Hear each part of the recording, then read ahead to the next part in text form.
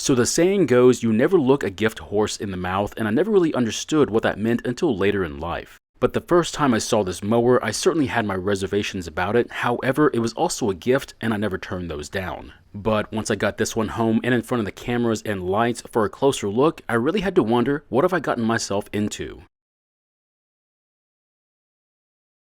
In today's video, we take a look at this John Deere branded lawnmower, and the problem is that I just got this mower from a good friend who lives about an hour from me. And even though they offered it to me some time ago, they were also kind enough to hold on to it until I got my schedule into some kind of order. However, I have to admit, even for a fixer like me, this one is kind of rough and not just around the edges. Now, I may have already fixed this mower in a different video, so if you want to see that video, there should be a link to it at the top of the screen or at the end of this video. But before I fixed it, I had to give it a quick cleaning, that way I don't get dirt in places like inside the carb, the fuel tank, or even inside the engine. Now, in this video, we'll be walking through the overall condition of this mower and what my plans are for it. But as I clean this mower, I'm also going to talk about the times I picked up questionable items like this one.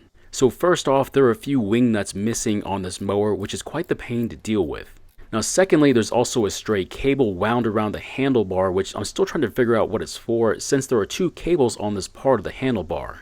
Also, this style of handlebar is pretty neat. However, this could be more complex than it really needs to be, and complex is just another way of saying expensive to fix when it breaks. And if this label doesn't give you a clue as to what kind of condition this mower is in, well, just hold on and you'll get a better idea soon enough. Now, having a missing wing nut or two doesn't sound like a big deal. That is until you try to replace them. If you were to get original replacements, you're going to find them to be quite expensive, at least in comparison to more current offerings. And if you were to look up the cost to replace both missing wing nuts on this machine, it would be over $20, which doesn't sound like much, but we're just scratching the surface here. Now, to find the parts that you're going to need just for the mower section, you need to find a label that has the model and serial number on it.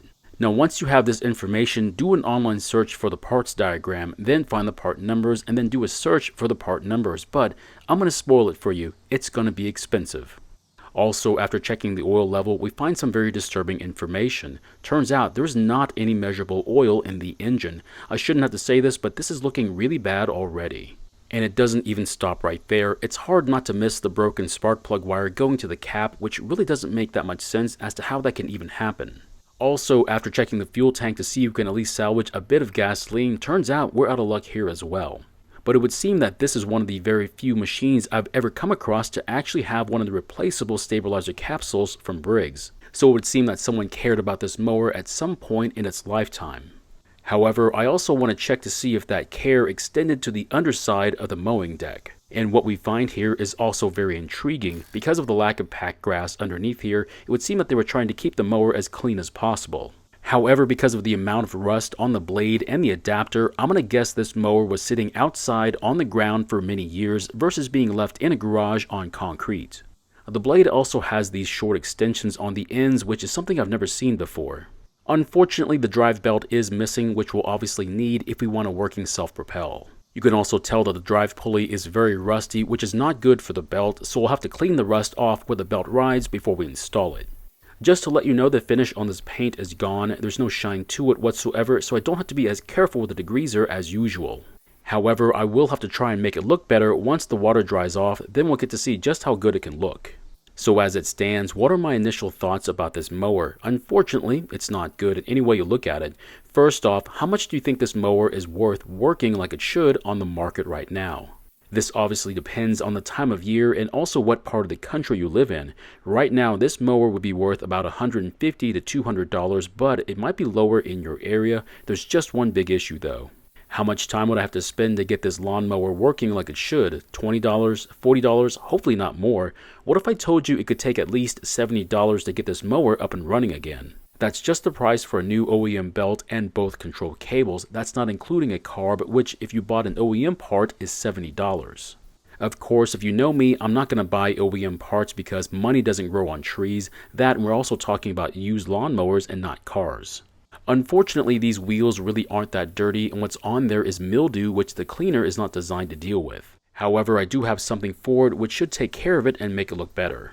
Now, these wheels are supposed to be yellow in color, which I won't be able to bring back, but they are going to look great once I'm done with them. Hopefully we won't have to replace any of the wheels because depending upon which wheel we're talking about, the price is between $40 and $50 each. Of course, you could always find used wheels, but I'm trying to keep with new prices for consistency. So right now, I'm on the fence about getting this mower back up and running only because of the prices for parts I need, but at least I do have a choice when it comes to prices. Now more than likely, I'm going to buy aftermarket parts, so I'll be able to cut the prices for parts in half, which will make it a lot easier to deal with. But what happens if I need more parts once we get further into the project? Well, that's when things get a bit more complicated. Now it looks as though I might be able to repair the wire for the spark plug, but if I wasn't able to, it would be another $60 for an OEM part, whereas the aftermarket one is only $16. The other issue is the recoil is not working to retract the pull rope back into the assembly. Now more than likely this is a spring issue, but what if I didn't know how to replace the spring? Well, if that was the case, replacing the recoil would be $60 for an OEM part or just $20 for an aftermarket part. Nothing against you if you want to buy OEM parts, but in this case, with so many parts needing to be replaced, it might work against you, at least when it comes to your wallet. So is this dirt or rust in the starter cup? Unfortunately, it would appear to be both. The rust is from the nut that holds the cup to the crankshaft. And because of the amount of rust in the cup, along with the overall condition of the rest of the mower, it would seem that this mower was sitting outside for several years. That means there's a lot of rust on the majority of this machine that's not coated in oil or covered in paint. As you can see, there's a lot of damage here. In fact, I'm a bit afraid to even try and remove the nut because it might just come apart. But the bad news doesn't stop there. The entire intake system is completely loose. This is something I haven't seen in several years because it's simply not very common. First, we'll have to tighten these tiny bolts that hold the intake to the engine, but there's also another bolt we need to tighten, which I'll show you later on, that'll help keep it from moving. Also, while I have the fuel line disconnected from the tank, some of it has dripped out onto the mowing deck, and what I see is not good.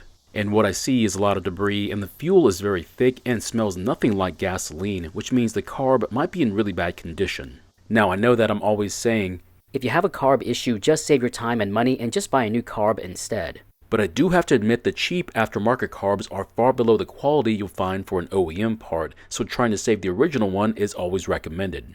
So here's the deal. If I can't get this mower back up and running, there's nothing left to do except use it for parts. But why? The reason why is because you may feel as though you're giving away a broken mower by putting it on the curb to be given away, but what you're really doing is putting hundreds of dollars in parts on the curb.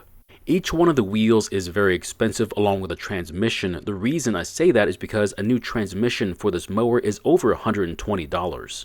Not only that, but everything under the mowing deck is also expensive as well. The blade, adapter, belt, and even the drive pulley combined would take over $100 to replace. So yes, even if I'm not able to save this mower, I'm still going to use 90% of the parts remaining for other projects, but has this happened to me before? And the answer is yes.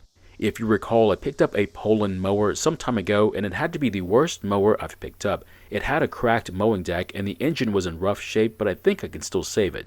And if you're wondering whatever happened to it, it's still waiting its turn to show up on the schedule, but we're still trying to come up with a game plan for it. I've even picked up a mower that was missing most of the accessories on it, mainly the entire intake system, muffler, and even the recoil assembly. Now that one required so many parts, I didn't even bother showing it on the channel because it was only meant as a parts machine. I've also picked up several trimmers that were in various states of disassembly and missing quite a few parts, so trying to put them back together was almost out of the question, so they too became parts machines. And to be honest, it's pretty much all you can do with something you get and it's already missing parts or broken to a point that makes it expensive to put back together. The goal was to always get a machine that was pretty much complete and fix whatever part that wasn't working the way it's supposed to at least. Now most often it's just a carb issue, so trying to clean a carb or just replacing it was always a money-making affair, but when it comes to missing parts or multiple problems, that's when things can get pricey. So yes, if you wanted to spend over $200 in parts, not including your time to fix a machine, that's up to you, but getting your money back out of that project would be almost impossible.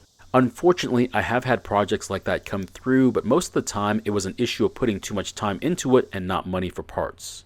Hopefully when we get to do an in-depth look at this machine, we'll get a better idea, but as of right now, we'll have to wait until the next video.